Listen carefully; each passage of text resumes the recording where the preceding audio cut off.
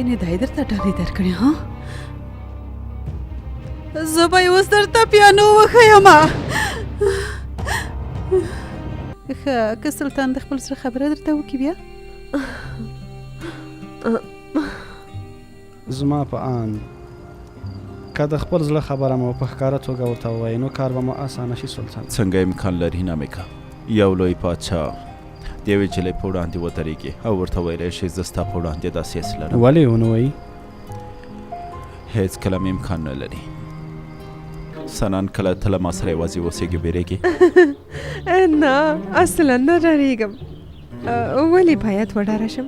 یوازې وایم چې ستاسو د کار مزایمنه شم سلطانه هغه خبرې پرېږده دا ووایه ته ولې تل له ما نه تښتې څوک زه نه زه له تاسو نه تښتم سلطانه تاسو هم داسې فکر کوئ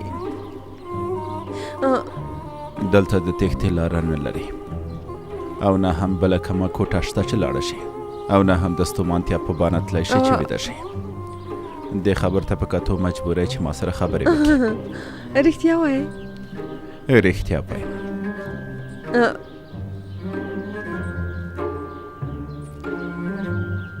سنان څه زه هیڅ پوه نه شوم تاسو ولې دا خبرې ماته کوئ ځکه دا ورځې په تام راځي ځکه په راتلونکي کې کوم مقام چې ته اخلې هغه به کنیزي وي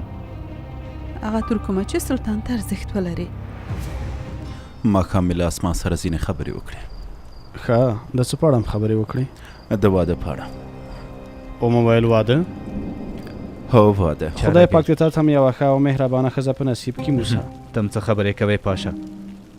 ما ته به څوک وګوري ولې به درته نه ګوري ها کیدای شي چې یوه ورځ د ماڼۍ یوې مېرمنې سره واده وکړي موسی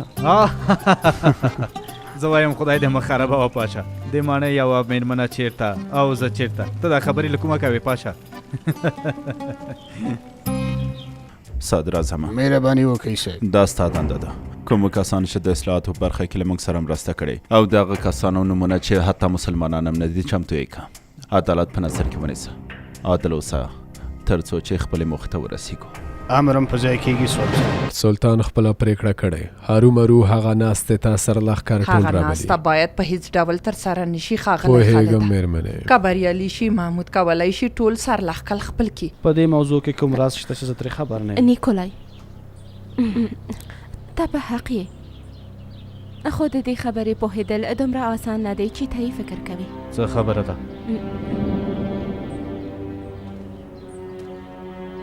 څه شی ساده نه دي ما ته یې ووایه نیکولای غوښتل چې مانۍ ته د انوشکا لیدو ته لاړ شي ما ویل هغه بیکاره نه ده او د سلطان ماشومانو ته درس ورکوي د همدې په اړه مو خبرې کولی همداسې ده انوشکا ونه شوه کولی چې د سلطان خبره رد کړي مجبوره شوه چې لاړه شي او اولادو ته یې درس ورکړي همداسې نه ده هو سفیر صاحب ستاسو خبره سمه ده که ستاسو اجازه وي زه به لاړه شم خپلو درسونو ته دوام ورکوم